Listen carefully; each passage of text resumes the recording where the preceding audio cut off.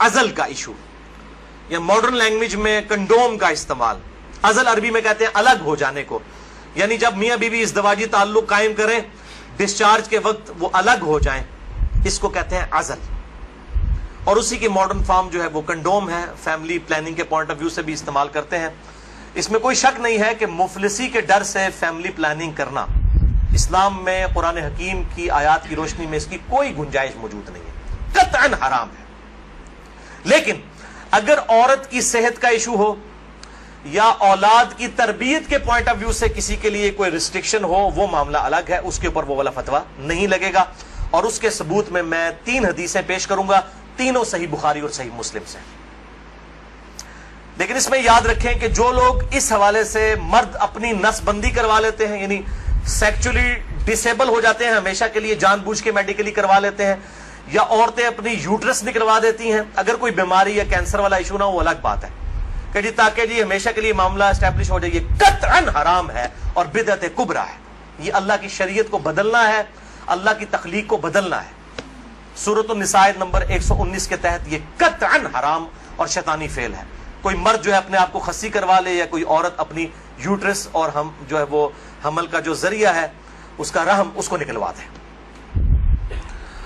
البتہ عزل جو ہے اس کی اجازت ہے. اس کانٹیکسٹ میں 3 حدیثیں ہیں, تینوں بخاری اور مسلم سے. پہلی حدیث صحیح بخاری میں 5208, مسلم میں 3561 اور مشکات میں 3184 ہے کہ جابر بن عبداللہ کہتے ہیں رضی اللہ تعالیٰ عنہ کہ قرآن حکیم نازل ہو رہا تھا اور ہم اپنی بیویوں کے ساتھ عزل کیا کرتے تھے. اللہ تعالیٰ نے قرآن حکیم میں اسے منع نہیں فرمایا, اور جب نبی صلی اللہ علیہ وسلم کو ہمارے بارے میں خبر پہنچی کہ ہم عزل کرتے ہیں, یعنی بیویوں کے ساتھ جب صحبت کرتے ہیں تو ڈسچارج کے وقت الگ ہو جاتے ہیں تاکہ اولاد نہ ہو, تو نبی صلی اللہ علیہ وسلم نے بھی ہمیں منع نہیں فرمایا. نبی پہ تو واجب ہوتا ہے منع کرنا. اور یہ جابر بن عبداللہ وہ ہیں جو 74 ہجری میں فوت ہوئے ہیں, آپ صلی اللہ علیہ وسلم کے بعد بھی 62 ایئرز تک, 62 سال تک زندہ رہے ہیں, اور بخاری اور مسلم کی کئی احادیث کے راوی ہیں, اور 7 سب سے زیادہ 7 احادیث روایت کرنے والے صحابہ میں سے یہ ایک ہے, جابر بن عبداللہ انصاری رضی اللہ تعالی عنہ وعلیہ السلام. تو وہ کلیئر کٹ کہہ رہے ہیں نہ قرآن میں اس کی حرمت آئی, نہ نبی صلی اللہ علیہ وسلم نے ہمیں عزل کرنے سے منع کیا. دوسری حدیث بھی بخاری اور مسلم کی متفق علیہ حدیث ہے. بخاری میں 4138, مسلم میں 3544, مشکات میں بھی موجود ہے 3186 کہ صحابہ کہتے ہیں کہ ہم اپنی لونڈیوں کے ساتھ صحبت کیا کرتے تھے اور پھر ہم عزل کر لیا کرتے تھے. تو ہم نے نبی صلی اللہ علیہ وسلم سے عرض کیا کہ ہم اس طریقے سے عزل کرتے ہیں, الگ ہو جاتے ہیں, ہم نہیں چاہتے کہ ہماری لونڈیوں سے اولاد ہو. تو آپ صلی اللہ علیہ وسلم نے فرمایا کہ کیا حرج ہے کہ اگر تم اپنی بیویوں کے ساتھ عزل نہ کرو, کیونکہ جس جان نے دنیا میں آنا ہے قیامت تک کے لیے وہ تو آ کر رہے گی. لیکن آپ نے منع نہیں فرمایا, آپ نے فرمایا جتنے مرضی ہیلے بازی کر لو, جتنے معاملات مرضی کر لو, جس جان نے دنیا میں آنا ہے اس نے آنا ہے. اور وہی اگلی حدیث ہے تیسری صحیح مسلم میں 3556, مشکات میں 3885. ایک صحابی نے عرض کیا کہ ہمیں یہ چیز ناپسند ہے کہ ہماری لونڈیوں سے اولاد ہو. تو آپ صلی اللہ علیہ وسلم نے فرمایا کہ پھر تم اپنی لونڈیوں کے ساتھ عزل کر لیا کرو. اس حدیث میں ہے کہ آپ نے خود کہہ دیا کہ کر لیا کرو اگر تم چاہو. پھر آپ نے ساتھ ہی فرمایا لیکن جو جان مقدر ہے دنیا میں آنا وہ آ کر رہے گی. یہی ہوتا ہے, وہ جناب وقفے کرتے رہتے ہیں, اکٹھے ہی 3 بچے ہو جاتے ہیں, پھر سارے کے ساتھ وہ کہتے ہیں پتہ ہی نہیں چلا. پتہ تو نہیں چلے گا, ظاہر ہے یہ معاملات تو اللہ کے ہیں. اور آپ کو بتاؤں یہ جو اولاد والا معاملہ ہے یہ خالصتاً اللہ تعالیٰ نے اپنے پاس رکھا ہے. کئی پیغمبر ہیں جو بے اولاد ہیں, اور سورہ شورا کے آخری رکوع میں آیا اللہ تعالیٰ جسے چاہتا ہے بیٹے دیتا ہے, جسے چاہتا ہے بیٹیاں دیتا ہے, جسے چاہتا ہے دونوں دیتا ہے, جسے چاہتا ہے بے اولاد رکھتا ہے. نبی صلی اللہ علیہ وسلم کی ساری بیویاں بے اولاد ہیں سوائے حضرت خدیجہ کے, یا ایک سیدہ ماریہ ہیں, ان سے ایک بیٹے ابراہیم پیدا ہوئے, وہ بھی فوت ہو گئے. آپ کی ساری اولاد حضرت خدیجہ سے ہے, باقی آپ کی بیویاں جتنی ہیں وہ بھی بے اولاد ہیں. کیا ان کو اولاد کی تمنا نہیں ہوگی؟ سیدہ عائشہ کو, سیدہ حفصہ کو ہوگی, لیکن یہ ایکسکلوسیو اللہ تعالیٰ کا ڈیسیژن ہے.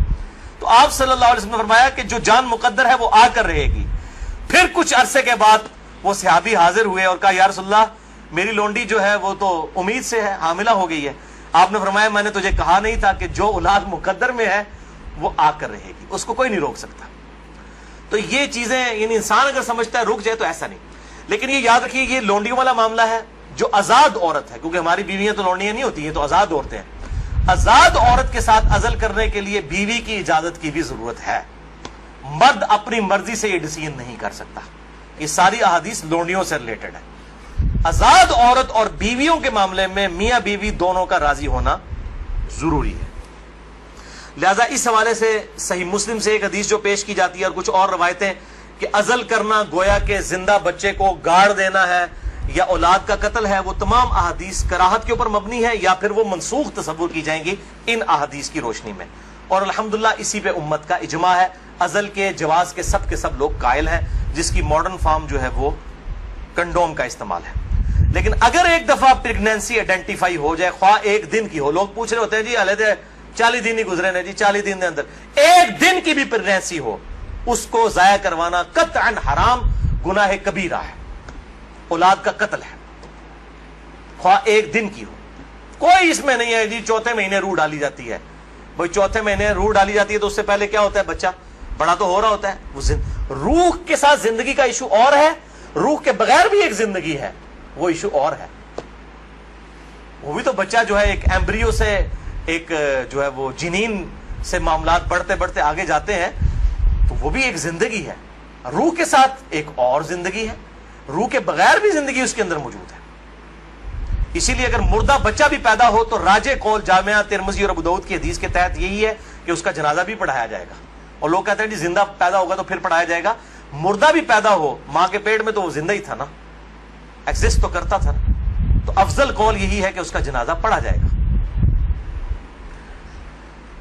تو یہ میرے بھائیوں کچھ اس حوالے سے چیزیں تھی جو میں نے بیان کر دی۔ البتہ اگر کسی عورت کی زندگی موت کی کشمکش بن جائے، اس صورت میں اگر وہ پریگنینسی کا بھی ضائع کروا دیتی ہے پھر اس پہ شرعی گرفت نہیں، لیکن زندگی موت کی کشمکش اس سے کم پہ نہیں، صحت کا معاملہ نہیں، بیوی کمزور ہے یہ معاملہ نہیں، واقعی زندگی موت کی کشمکش بن جائے تو پھر وہ اسی طریقے سے جو سورۃ النحل کے اندر آیا کہ اس وقت تو اگر کوئی کلمہ کفر بھی کہہ دے اور دل میں ایمان ہو تو اللہ تعالیٰ گرفت نہیں فرمائے گا۔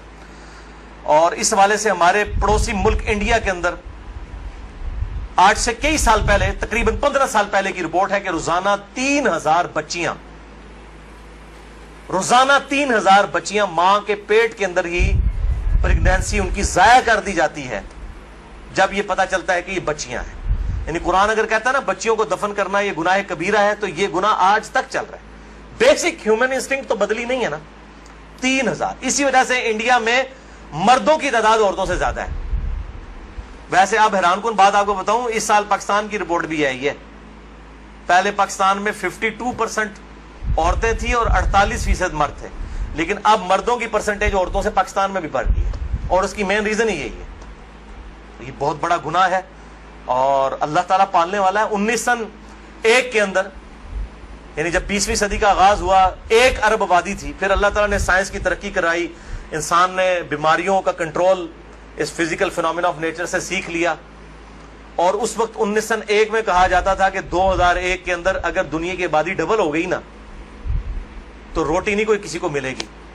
اس وقت 1 ارب تھی 100 سال پہلے، یا آج سے 116 سال پہلے، تو 100 سال کے بعد 2 ارب آبادی نہیں ہوئی ہے، 3 ارب بھی نہیں ہوئی، 4 ارب بھی نہیں ہوئی، 5 ارب بھی نہیں، 6 ارب بھی نہیں، 7 ارب آبادی ہو چکی ہے، لیکن زمین نے اپنے خزانے اگل دیے۔ آپ جدھر جائیں، میں قسم سے منڈی سے گزرتا ہوں، اتنا فروٹ ہے ختم نہیں ہوتا۔ اس وقت موچی جوتیاں بناتے تھے، آج چائنا نے مشینوں کے اوپر اتنی جوتیاں بنا دی ہیں کہ دنیا میں 6 ارب انسان، اگر ہر انسان 10-10 جوڑے بھی خرید لینا وہ ختم نہیں ہوتے۔ تو سائنس نے ترقی کی ہے۔ جس زمین سے 40 من گندم نکلتی تھی آج 400 من نکل رہی ہے، 10 گنا زیادہ۔ امریکہ لاکھوں ٹن گندم ہر سال پیسیفک اوشن میں، بحر الکاہل میں ضائع کر دیتا ہے۔ ایکسیسو پیدا ہوتی ہے، انٹرنیشنل مارکیٹ میں گندم کی پرائز کو کنٹرول کرنے کے لیے لاکھوں ٹن گندم ضائع کی جاتی ہے، ایکسیسو پیدا ہو رہی ہے۔ تو اللہ تعالیٰ نے ترقی بھی کروا دی اس اعتبار سے، آپ ٹینشن نہ لیں۔ آج تو کیسے 1960 سے پہلے تو ایز سچ اس بڑے پیمانے کے اوپر تیل کی نعمت تو نہیں تھی دنیا کے اندر، ان عرب ملکوں میں 1960 کے بعد تیل نکلا ہے. ویسے تو تیل کا پہلا کنواں 1748 میں امریکن جو اسٹیٹ ہے پنسلوینیا اس میں دریافت ہوا تھا, لیکن مین تیل جو نکلا ہے وہ اسی 20ویں صدی میں, کسی نے سوچا بھی نہیں تھا. اور اب تو اس سے بھی بڑی انرجی کا سورس ہے وہ سولر انرجی ہے. اب چائنا نے کام کرنا شروع کر دیا. آپ دیکھیں گے 10-15 سالوں کے اندر جو ہے وہ ہر بندے نے اپنا جو ہے نا بجلی کا سسٹم اپنے گھر کے اوپر لگایا ہوا ہوگا. اور یہ سورج والا جو جب تک سورج ہے اس وقت تک زندگی ہے. یہ تو نہ ختم ہونے والا جو ہے وہ سورس ہے, رینیویبل جسے ہم کہتے ہیں اپنی سائنس کی لینگویج کے اندر. باقی یہ جو ہے نان رینیویبل سورسز ہیں. تیل ختم ہو جائے گا تو ختم ہو گیا, لیکن یہ سولر انرجی جب تک سورج ہے زمین پہ زندگی ہے, زمین پہ زندگی ہے تو سولر انرجی سے آپ فائدہ اٹھا سکتے ہیں. اللہ تعالیٰ سے دعا ہے جو حق بات میں نے کہی اللہ تعالیٰ ہمارے دلوں میں راسخ فرمائے. اگر جذبات میں میرے منہ سے کوئی غلط بات نکل گئی آج تو اللہ تعالیٰ ہمارے دلوں سے معاف کر دے. ہمیں کتاب و سنت کی تعلیمات پر عمل کر کے دوسرے بھائیوں تک پہنچانے کی توفیق عطا فرمائے. سبحانک اللہم و بحمدک اشہد ان لا الہ الا انت استغفرک و اتوب الیک وما علینا الا البلاغ المبین. جزاک اللہ خیرا.